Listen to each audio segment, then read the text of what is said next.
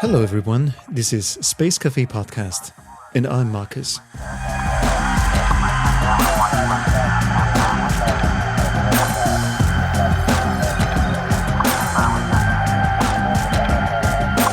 So as I'm weaving through the backstage area of an event in Austria, I feel a tap on my shoulder.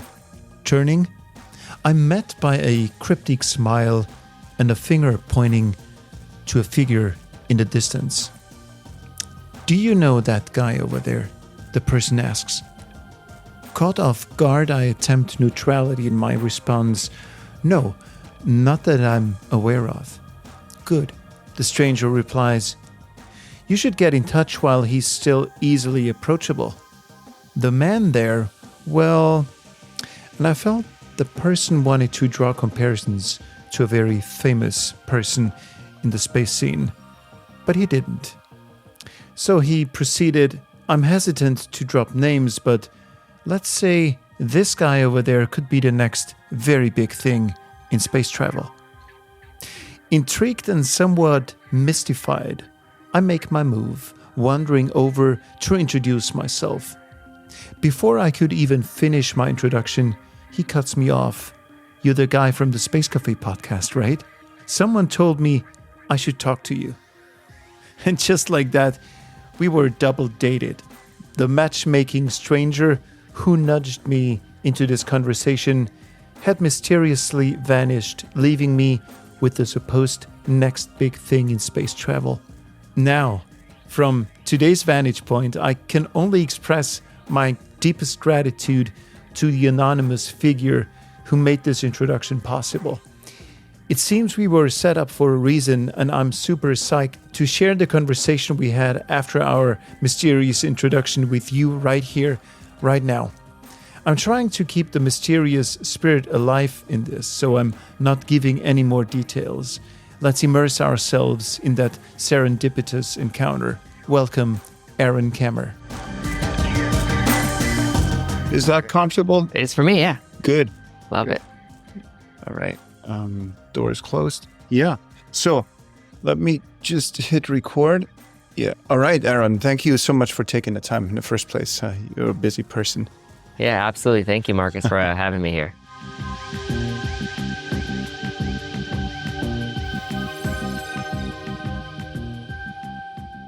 One of my favorite, most inspirational Bill Gates quotes is he says, "Most people overestimate what they can get done in 1 year, but underestimate what they can get done in a decade." Yeah. So I'd take that even further. If you underestimate what we can get done in 10 years, I think as a society, we underestimate what we can get done in a century, 100 years. Right. We can get a lot done in 100 years. And so I like to take the long view, both personally to kind of, get myself out of any hole or problem I'm dealing with. I'm like, okay, does this really matter? But also professionally, because I really think it helps make sure that you're working on the right things. Absolutely. So what is it that you're working on right now? By the way, someone came up to me at that conference and said, "You got to meet Aaron, probably the next Elon Musk." So no, definitely. Whatever that means. No. Elon's like the entrepreneurial wise. I know he's currently there's a lot of split opinions on him, but entrepreneurial wise, he's definitely the greatest of our generation. And you could maybe make the case that Steve Jobs, because of how many people use mobile phones and iPhones and how iPhones really inspired Android, and how everybody is on it for hours a day, maybe had a greater impact. But, I think Elon's he's probably the greatest entrepreneur of our generation. I definitely, one thing we have in common is we both love space.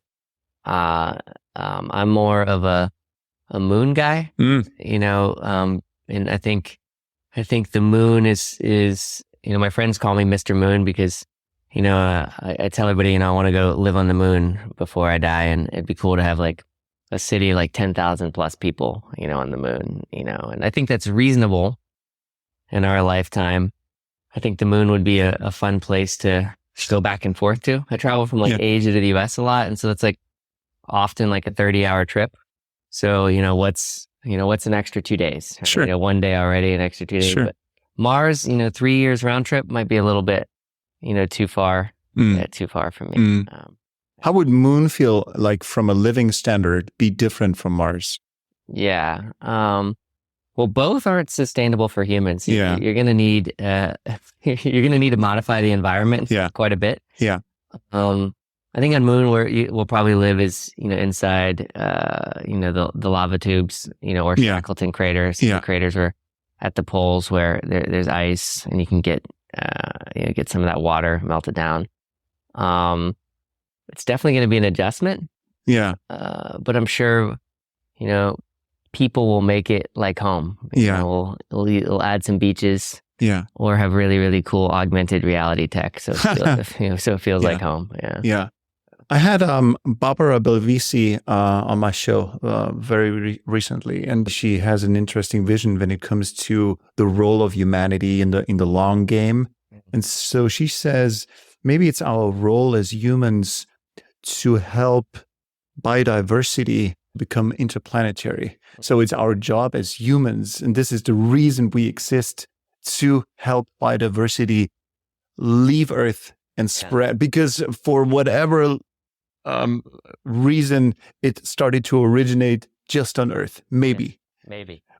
And so it's our job to help it grow in different places. Yeah, we're kind of the channel of life, right? And humans were just, I really believe in like iterating, and iterating, and evolution is just a form of iteration, and we're just many iterations, making mistakes, or many iterations on life, and it's kind of maybe it's our job to kind of carry that life forward. Forward. And I don't think when you get to thousands of people on the moon and millions on Mars and billions on Venus, I think that there will be a lot of other species with us. Maybe we'll bring every species with us there.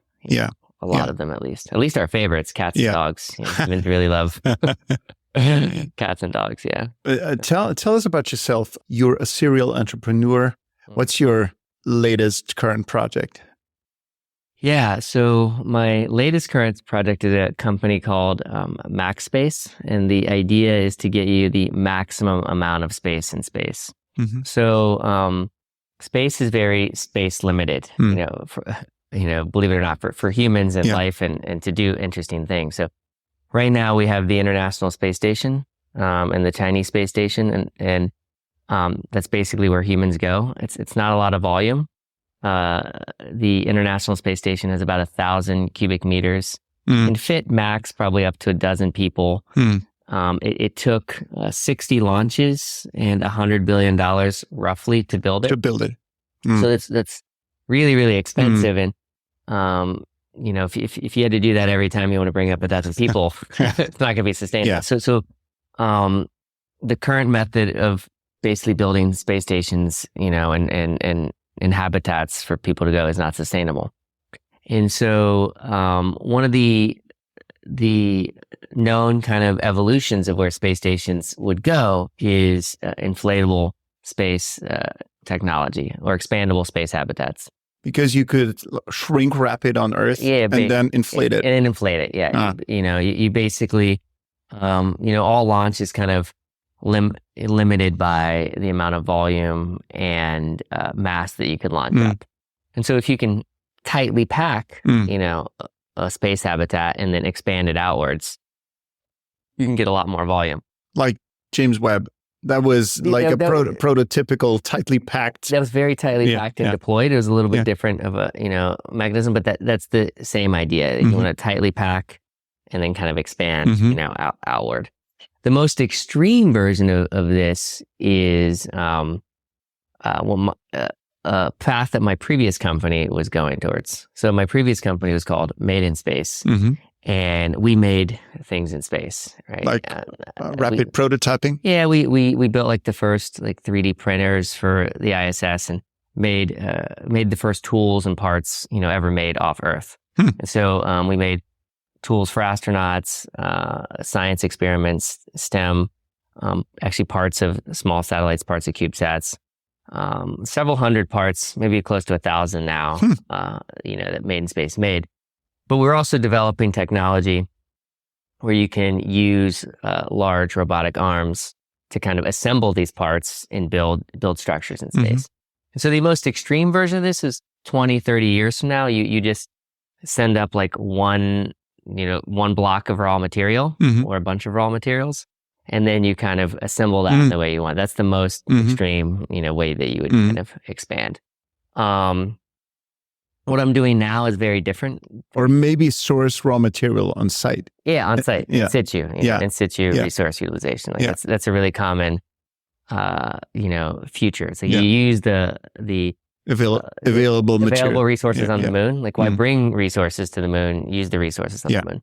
And I think that the manufacturing technology is how we will build cities on the moon, Mars, etc. And probably decades from now. I still, after working on it for over a decade, I think the in-space manufacturing is still a couple decades away before we can really build like sustainable cities. And so what can you do in the meantime? I think the next evolution of habitats is inflatable habitats. And so that's what Max Space is doing, inflating habitats. So you use compressed gas, nitrogen, oxygen, and then expand. And so you can get an orders of magnitude in terms of cost improvements and volume improvements. And there's sports venues, tennis courts with inflatable roofs. Do you have that in the US also? We have that quite a bit over here.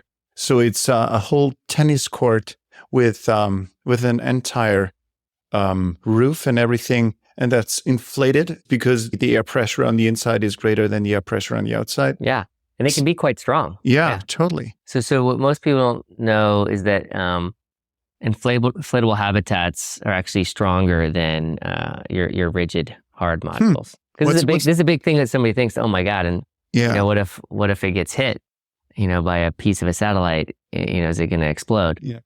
Pop. And it's, the main material usually made with inflatable habitats. There's a lot of different materials we use, but the one that's kind of used across the industry is this material called Vectran. And it's like a flexible Kevlar, like bulletproof Kevlar. And so very flexible, very strong. It's like 6 times stronger than aluminum in terms of tensile strength, 10 times stronger in terms of specific strength.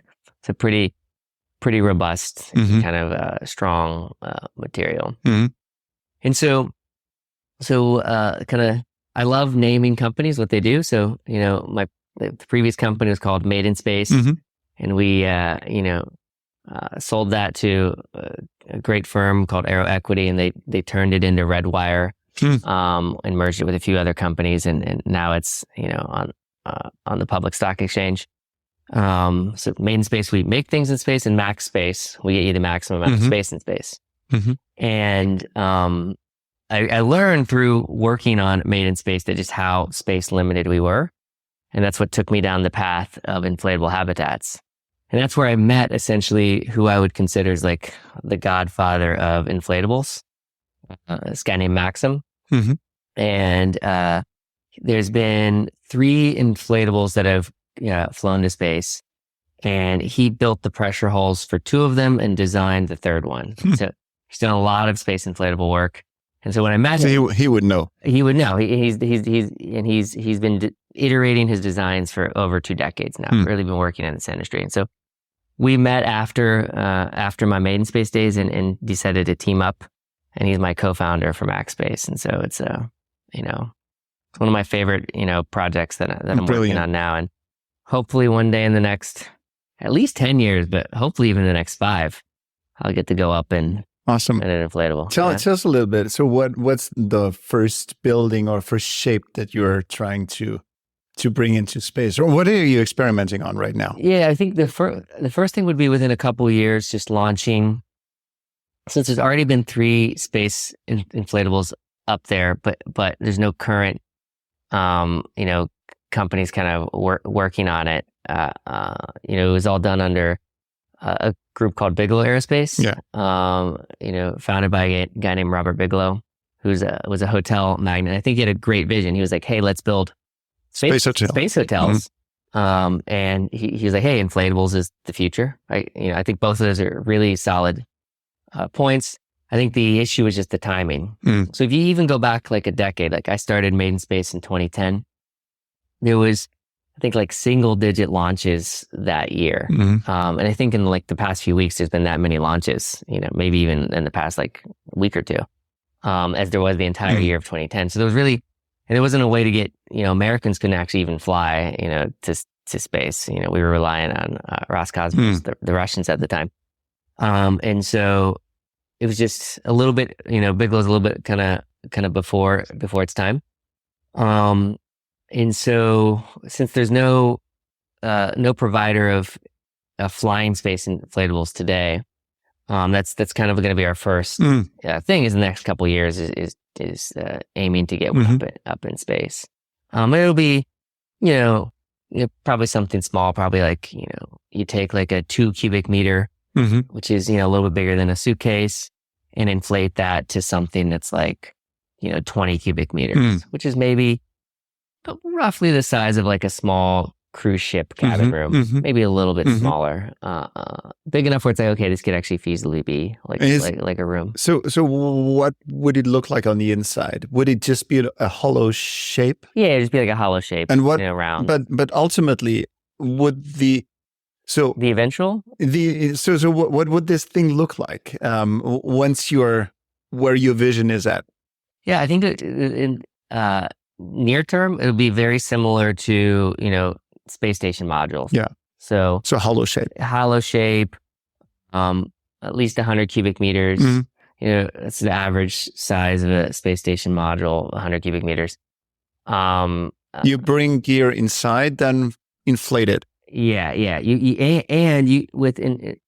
can inflate most things. You can inflate like walls, you can inflate beds, storage, compartments. That's all part of the inflatable. Yeah, you inflate all. Interesting. Eventually you're going to inflate all that, like in the next for the usable iterations. You want to inflate as much as you can, right? You don't want to, send up like a bunch of desks, right, that take up a lot of space. Okay, so you wouldn't put a desk into that inflated hollow shape. No, you would inflate the desk. That's interesting. Now I think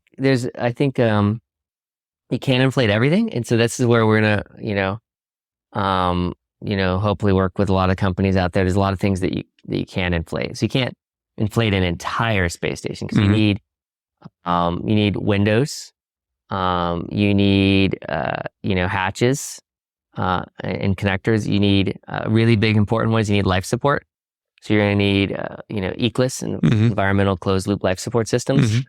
That is, really kind of important. That's going to be needed. So I think the first iterations, hopefully, is, NASA has these proposals out for a commercial LEO destination. And there's several groups that are working, on these, like Blue Origin, Voyager, Axiom. And so my hope is we'll be adding modules in the near term, to that. If you want to go crazy far term, like in a decade. So a lot of people believe Starship's going to fly. I believe it. Yeah, will fly, I totally believe it. At some point, maybe even this year. Yeah. And so it'd be great if you could inflate out of a Starship, like an entire stadium. Try to get a lot of volume in space. Like what happens when launch is going to get more and more commoditized over the next decade. It's going to get cheaper and cheaper. So what happens when launch is no longer a bottleneck and space real estate is no longer a bottleneck, and you could open up entire industries, of things that you could do, in space. And I think there's a lot of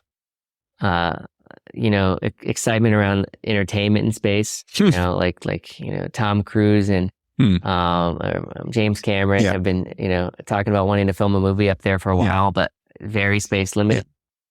You could do, MMA in space is, fight nights in space would be amazing. Sports in space is something that me and a lot of my main space co-founders have been like dreaming about doing, kind of for a while. Zero gravity sports. That's zero pretty gravity cool. sports. Imagine like a Harry Potter, Quidditch. Totally. Type thing. The this guy named Andrew Rush, who's the ex-CEO of Made in Space after me. He loves the zero gravity sports. It's like really that's his where he sees kind of the future going. It gets me jazzed kind of thinking about it. I think imagine concerts in space or I don't know if you ever seen Cirque du Soleil. I might be pronouncing that wrong. I always don't know. But it's the dancing and the moves they can do seem magical, right? And so imagine doing that in zero G. Imagine a circus in zero G, or a concert with Beyonce, in zero G. I'm sure the entertainment factors would really be there. That's just like one small segment that we haven't even been able to touch because launch has been a bottleneck and space has been a bottleneck. And both of those I think are going to really go away in the next decade. So when are we seeing spaceports? Spaceports. Yeah. Space sports. Oh, space sports. Yeah. What do you think? Within the next decade, there'll be a real space entertainment play. Definitely.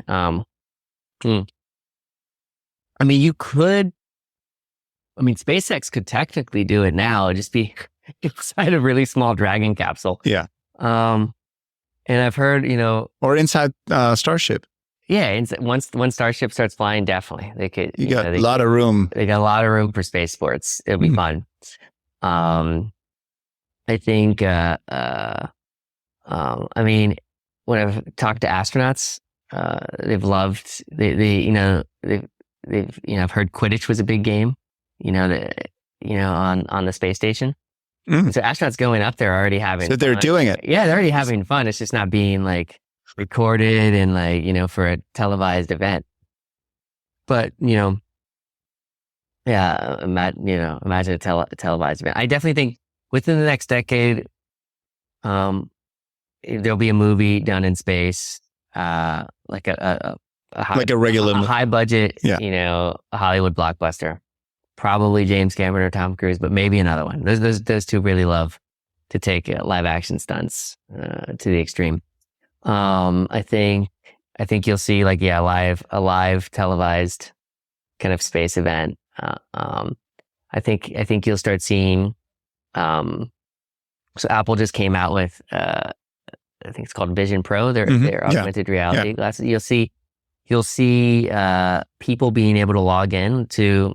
Whether it's the metaverse, Apple's metaverse, Google's, log into some glasses, look down and play around in VR, get to see how small the pale blue dot is, So I think a lot of this will open up. Is your inflatable technology, is this restricted to orbit? To orbit, or also a bit possible on the moon, for example, or on Mars? Yeah, no, that's the.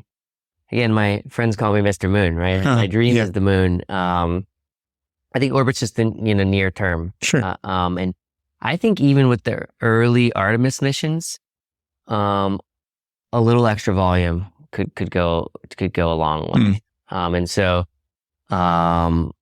even adding 100 cubic meters, one ISS module equivalent. You pack something that's 5 or 10 cubic meters, expand it up to 100 cubic meters. It could be great. We want to get to the point where you could launch, an entire, it sounds crazy, but entire space station worth of volume in one launch. And so you could do a lot of interesting things. If you had a space station worth of volume is 1,000 cubic meters. So on not on one Starship launch, on one current system launch, on a Falcon. And with that, you could put farms on the moon. And then once Starship does start going back and forth, then you can inflate tens of thousands of cubic meters. You can really build large structures. And so I think that'll be the first serious architecture where hundreds of people can go and stay in. You can large space inflatables or expandable habitats. What was the name of the material again? There's a lot of different materials, but the most well used in the space inflatable industry is called Vectran. Okay, how does that react to space radiation? Does it do any shielding? It does do some shielding. It's a little bit better than your hard modules. That like inflatables are also like a very robust multi-layer system, and so even more so than a hard module. And so you do get a radiation protection that's at least equivalent, if not better, than a hard module. The current systems today is not going to like protect you like on a trip to Mars, or something. And I still think like on the moon, you're going to want to be underground. This is why I think lava tubes is probably where it's at, or in a crater, is where if I had to like guess, like 50 years from now, if I could snap my finger and like pick a spot on where there's like 1,000 people on the moon, 10,000, probably Shackleton crater, and probably like dozens of countries, like not like one country spot. That's like the hopefully a shared kind of place. Why would we go in the first place? Why would we go to the moon? Why would we want to have a city on the moon? Well, it was you were talking about your conversation with Barbara from Interstellar Labs, and she's amazing and super inspirational. I really I believe in that component, we're kind of the shepherds of life. I also think like, look, humans are kind of natural explorers. If you see like what over the last like less than 100,000 years, how we expanded, we kept, reaching out further and further and further until we across the globe. And sure, we made some mistakes along the way, and we could be doing a better job to, sustain Earth and other life forms. And I think we're trying to get better at that. But I just think at heart, we're explorers. We want to push the bounds. Earth is so small, like so small, right? If you take like all the grains of sand on the planet, each of those represent like something like a star, and still you're not even near how many stars there are in the universe. So it seems like a natural thing to want to go out there and explore. At least it seems very human nature, to want to do that. We're kind of at the point where we've we reached our limits. For most of humanity's history, if you wanted to, go look beyond that mountain, go start your own tribe, you could just go to the next place. Right? And there was usually enough space. Now we're kind of but on a round shape. At some point you end up where you started. Yeah, you end up where you started. And so, I think just like the exploration aspect is. The exploration, going over that next hill, is really important. I do think there's a lot of benefits, to going to space. I think Jeff Bezos has talked about a lot about, bringing all like heavy industrial manufacturing off Earth, right? Because very pollutive, So going back to what you're talking about with ISRU, like, maybe 100 years from now, we're not, doing any of that stuff on Earth. We're on the moon, we're on Mars, Venus, hundreds of other moons throughout the or satellites throughout the solar system, like doing it all there and bringing it back, for Earth's benefit. I think it's one of those things that like, if you think on the short term scale, it's a little bit like, oh, why would we do that? But like, if you think 100 years from now, when most of the resources in our solar system aren't on Earth, right? And most of the things that could really benefit people and humanity. And so I think it'll solve a lot of problems in the long run. That's crazy. I mean, like 100 years, that's nothing in the long term. It's nothing in terms of society, but it's like everything in terms of an individual. A human right? lifetime. Yeah. So, but maybe with whatever kinds of technologies we're cooking up at the moment, we are extending our lifespan in the first place. Yeah. Who knows? Well, that's part of the reason. So I started working, one of my other companies I started working on was in healthcare. It's called Century Health. Mm-hmm. And it all started because I was like, man, well, I really would love, like, my goal. I'm very goal focused.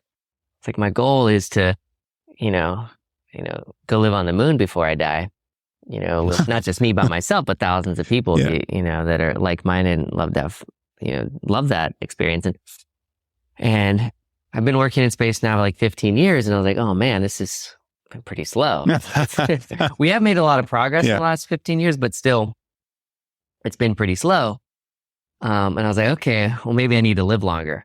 I was like, one variable before I die is like to not die young. Yeah. Like, all right, maybe if I live to like 100. Yeah. And so that's why I called the company like, Century Health, for a century. I like that origin story because you can speed up technology and evolution of technology. You need to extend your lifespan. Yeah, extend lifespan with it. And then, so when I'm 38 now, I mean, probably the next 60 years, like ideally in the next 20 to 30 years, you can have like 1,000 plus people on the moon, but at least in the next 60, or something bad has really happened. So I think the lifespan component is key. Yeah. Fascinating. There's a theory, the great filter theory, that any kind of civilization will ultimately end up as a technological civilization, and technological civilizations run the risk of destroying themselves for many, many reasons.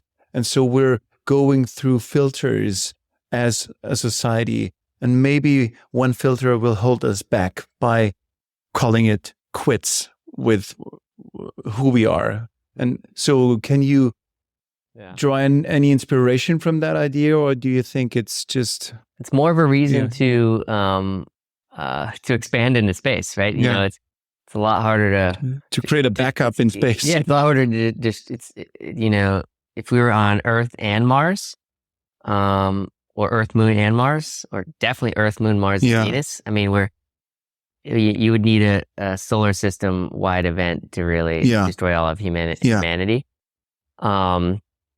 Whereas right now, I mean, it's not.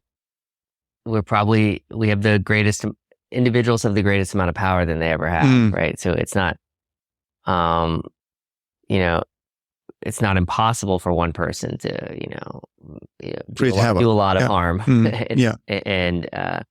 or just other than maybe not even people, like pandemics like we experienced. You said this podcast was started in the last pandemic. There's pathogens that can even be much worse, and that can be maybe even conceived in a lab. So I definitely think that's a possibility. I don't think it's the most likely outcome, but it gives more reason to why I think we need to do what you're doing, to go out into space. And I think just it's like space is it's exciting because I've seen I think like the cohort, I like to think of like cohorts of like space companies, and your cohort 0 was like, SpaceX, Blue Origin, maybe Virgin Galactic. Some of those have, done really well. Like SpaceX obviously is, I think, completely changed the space industry for the better. And then, maybe, we started Made in Space, and those companies were all still around. There wasn't too many others, I think, started. I think we were either at cohort 1 or 2. There was maybe a half a dozen companies started around the same time we were, like Planet Labs, Satellogic. A lot of these are started in this same place, outside of NASA Ames, under Pete Worden. Ashley Vance had a great book that kind of lays that out. Pete Warden and his impact, on the industry has made a huge impact on me. And then so it went from maybe a dozen companies in like 2010. So it was like a handful, early 2000s. And then I think Bigelow was in that first handful, and then like a dozen, maybe a little more in the early 10s. Not a lot of space investment.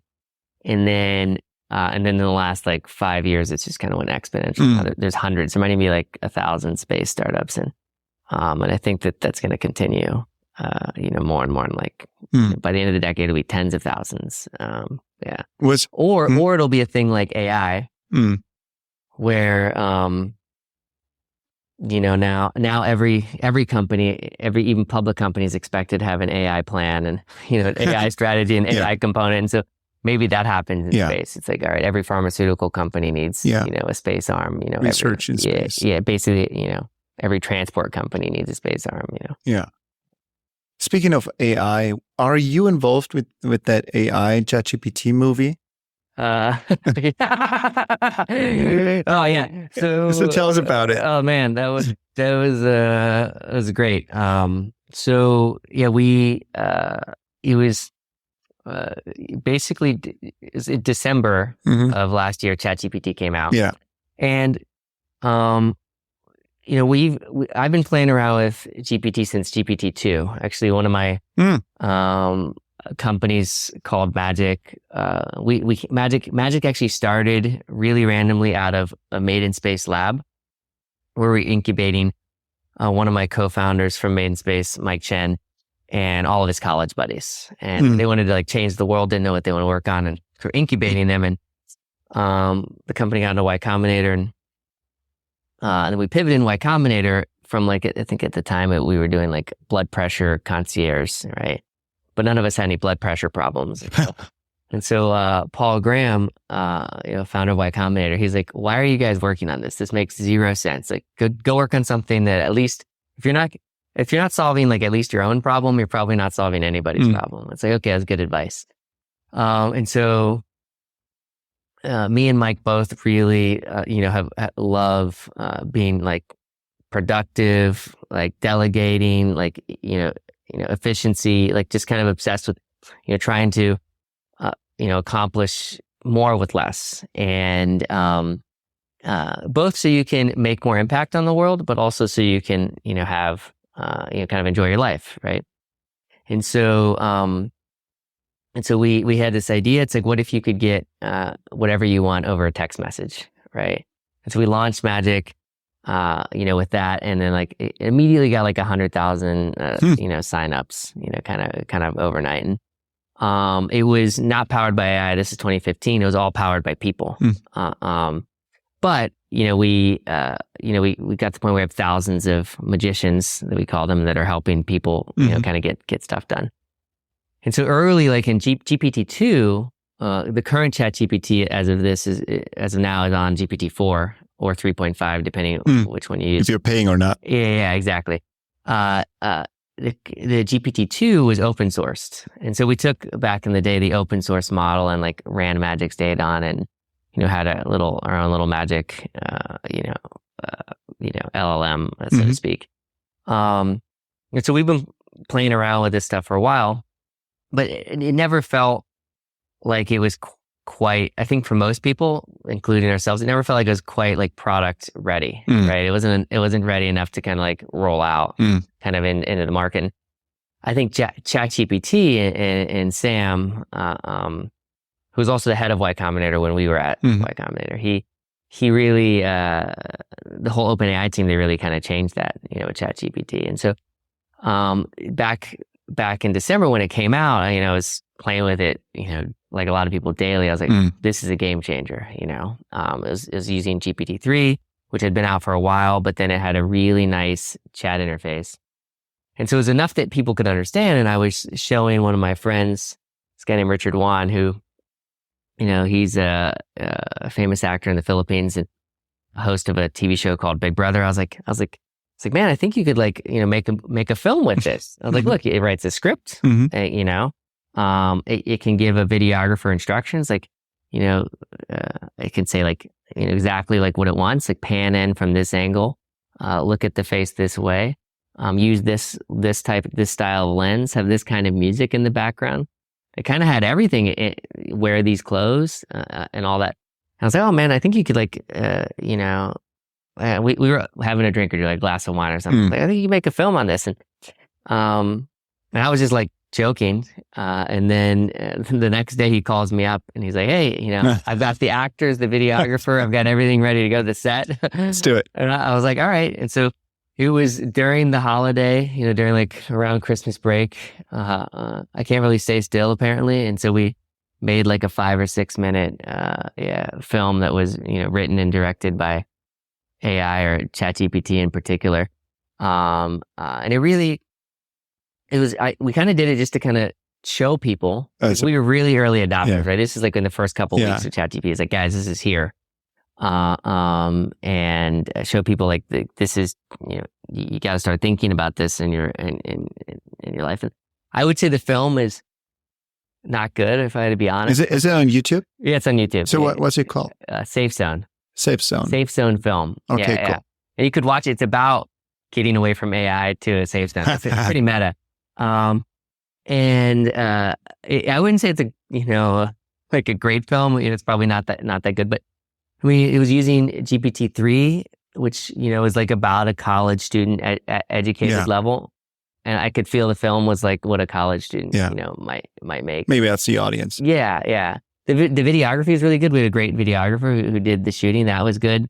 The script, I think, had some, room to improve. And I bet if you did it with GPT-4 now, and definitely within the next couple of years, you're going to see a lot more customized kind of content. Yeah. It'd be cool if you want. And you're going to see video also. Yeah. So because I play a lot with Midjourney for stills, that's crazy interesting, crazy interesting, especially in the filmmaking world. Whenever we're pitching something to someone, we need stock footage to illustrate what we're pitching. And so now you can like tailor make your scenes without ever using camera gear. Yeah. So I'm really, really looking forward to that next iteration when it comes to giving us the possibility to play or to create video. I think that it's making baby steps at the moment. There's a bunch of concepts and papers out there. But do you know anything about AI-generated video?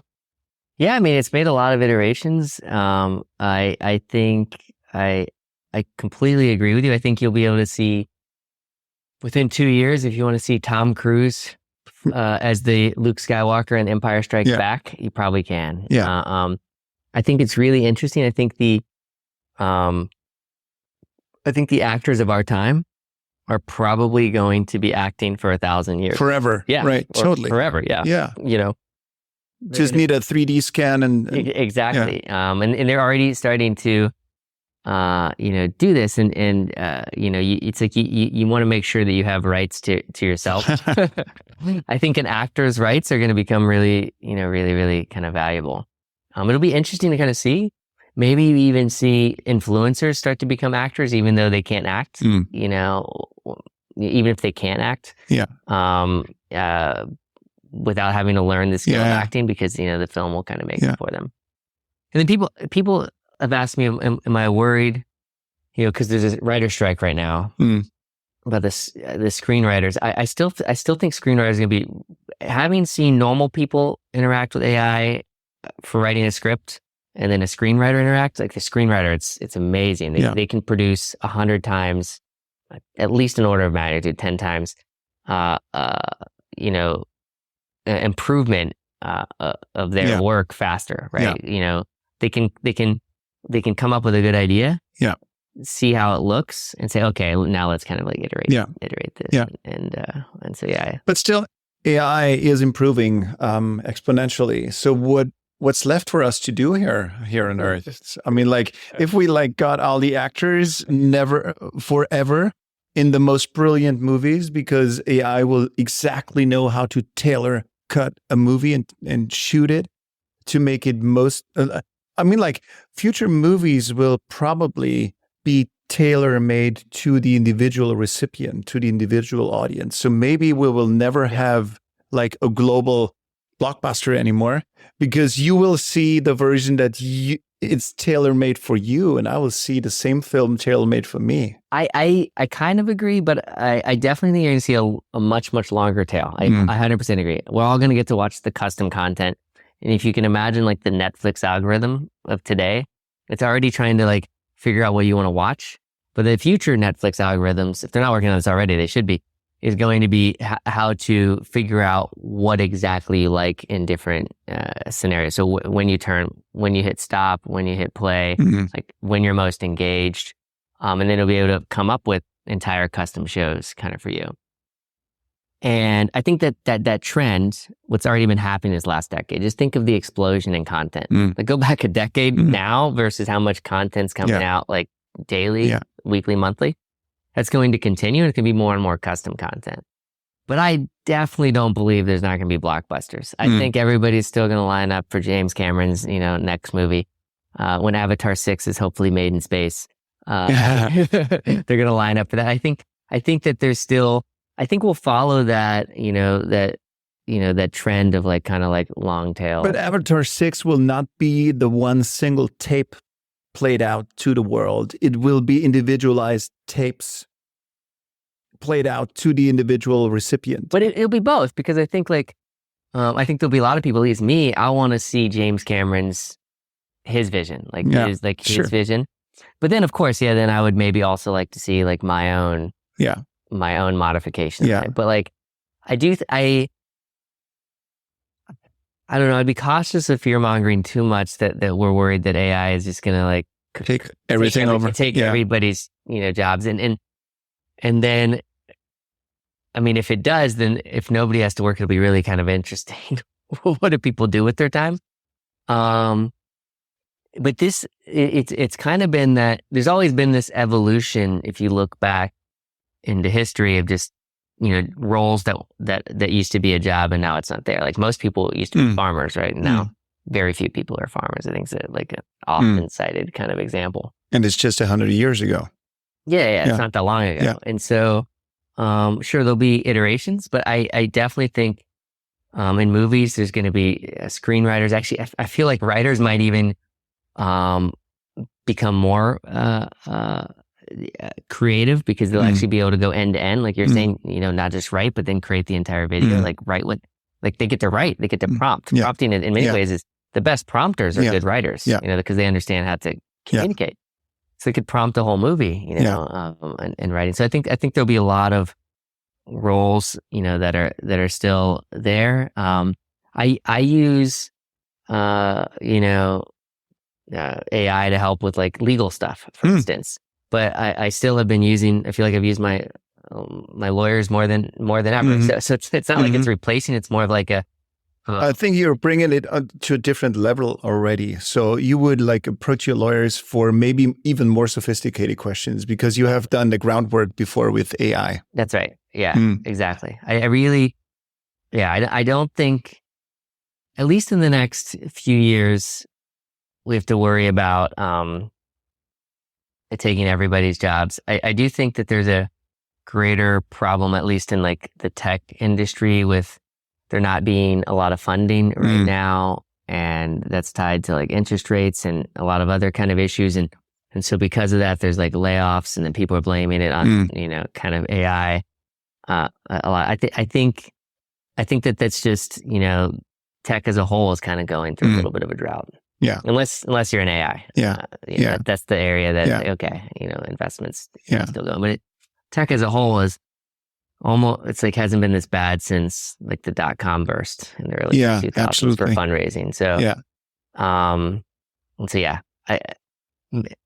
a couple decades out, like 10 years, like next year, like next decade, like, can AI do everything? It'll be really interesting. There was this book that I read, The Singularity is Near. And I went to this program called Singularity University. I think like that really prepared me for a little bit of the future. And Ray Kurzweil, he predicted, in the 2020s, AI is going to start taking off like it is now. And he's been pretty accurate in his predictions. A lot of his predictions were used to make movies like The Matrix and Terminator. But then I think it's in the 2030s. He predicts that the human to machine brain interface. So we actually kind of start interfacing with the AI, so we don't get left behind. And Elon announced it for this year. Yeah, exactly. You got like Neuralink. You've got like Jeff Bezos working on it. A lot of other groups are kind of working on that. And so, if that world happens, then I don't think I think just people are just going to try to do more and more, with AI, rather than just chilling back in space. Is Max Space keeping you busy enough? Because I feel like you're all over the place. You're an extremely creative person. So I'm definitely maxed out in terms of my time. I have no time. I have no time for any other new ventures, new films, projects. No. Music albums. No.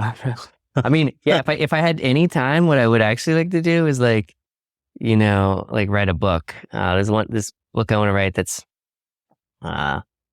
it's a story about sci-fi. Kind of in the spirit of like Da Vinci Code, Dan Brown. It's a mystery where you're cracking the code, and by the end you crack the code that humans aren't from Earth. So that would be something I would do if I had time and I could write that. But you could ask ChatGPT to give you a first draft. Just prompt what you just said and then finish it. Give me a draft. Let me read it. I absolutely could, but I don't even have the time for that. It's like, no, I've had to be strict. Sure. Right now. So you said you want to spend at least the last third or a quarter of your life on the moon. It's going to be quite a journey, a voyage to that place. I'd want to come back and forth. I want to come home for... You want to come back? Yeah, I want to eat mama's cooking for Christmas. Good. So you're going to be on that spaceship for quite a while. So it's going to be a boring ride because it's a long ride. So my question to you, and what kind of music would you want to listen to? Because we set up a playlist for the future space traveler. And so you got to choose one tune you want to have on that playlist. And this is what I'm asking each guest. So we're building up a beautiful playlist for people like you. So what tune would you like to have introduced to that list? Oh man. Well, first, let me just say, so the one reason I love the moon, it's close, 3 days. Yeah. Of course, you want to listen to some music, but I think, I've traveled back and forth Asia to the US a lot, like 1 day versus 3 days. Yeah. And let's do it in a way where it's almost like a cruise ship where you get to have some fun, and there's just cruise ships circling from the moon back to Earth, and you kind of dock, come home, and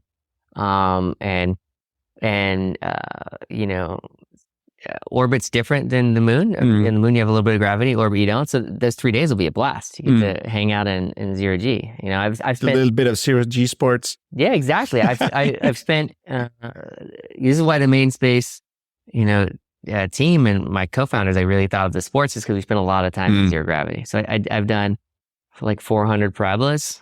Like roughly. You. Yeah. Really? Yeah. I spent a lot of time in zero gravity. It's 400. Yeah.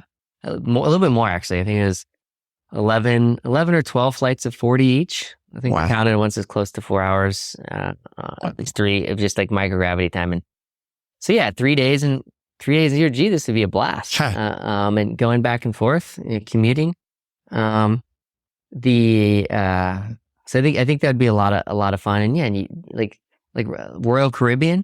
They'll probably, if they're smart, they'll be a space company in 20 years. They'll have their spaceships, orbiting, the moon. Man, what song would I play? I don't know. It's such a hard. I could go all over the place on this one. Just pick one. Like Starships Are Meant to Fly. Or Justin Bieber, or go classical, if I'm like trying to just, relax and, get into the work zone, like Beethoven or something, or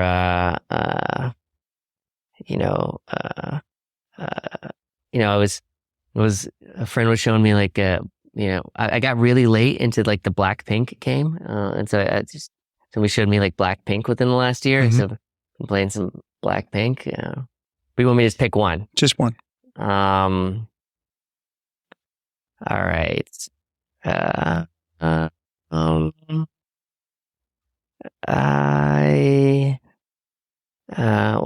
Britney Spears, "Hit Me Baby One More Time." Good. So be it. So be it. All right. All right. One last question, Aaron. A piece of inspiration we could leave our audience with to ponder about whatever you would like to share. What espresso for the mind would you like to share? Yeah. This my favorite one of my favorite writers is Wait But Why, Tim Urban. Mm-hmm. And he has this blog post where he kind of lays out on a single page all of the days that you have in life. It's like 30,000 something days, if I'm recalling correctly. And but it's one dot equals one day. Mm-hmm. And what I often try to do with people that are close to me is that I try to print that page up and just give it to them so they can like hang it up on their wall, and it reminds people to not to take the days kind of for granted, because it's like days can be slow, but like decades can be quick, right? And life goes by fast, and so yeah, I'd definitely check out that blog post. And anything for me, it's really maybe an obsession with time, right? Also the Bill Gates quote that I said earlier. It's like, 1 year, most people overestimate what they get done. Like a decade, we underestimate. Like the more that you can internalize time and how quickly it goes and what you can and can't do in it, I think is useful, and both professionally to getting stuff done, but also to not forgetting to take a moment to enjoy life, going outside or going into the video game, whatever it is that you kind of enjoy. Yeah. Wonderful, Aaron. Thank you so much for taking the time. Yeah, thank you. Appreciate it. Before we wrap up today's exciting journey through the cosmos, I want to take the moment to express my gratitude to all of you for joining me here on the Space Café podcast. Your curiosity and passion for exploration fuel this show, and I'm thrilled to be able to bring you closer to the wonders of the universe each episode. If you've enjoyed our journey so far and the insights from our esteemed guests today, I have a very small request. Could you please take a moment to rate and review the show on your podcast platform of choice? Your feedback helps us improve, and your rating helps us reach more space enthusiasts like you. And if you know someone, a friend, a colleague, or a fellow stargazer, or space watcher, that is, who you think might enjoy our space travels, please pass on the word about the Space Café podcast. The growth of this show and our ability to provide the quality content you expect relies on the amazing community of listeners like you. Thank you once again for joining us today. Remember, the cosmos is a fascinating place full of wonders and possibilities, and we're here to explore it together. Until next time, keep looking up and let's keep exploring the future, one episode at a time. Bye-bye, my friends.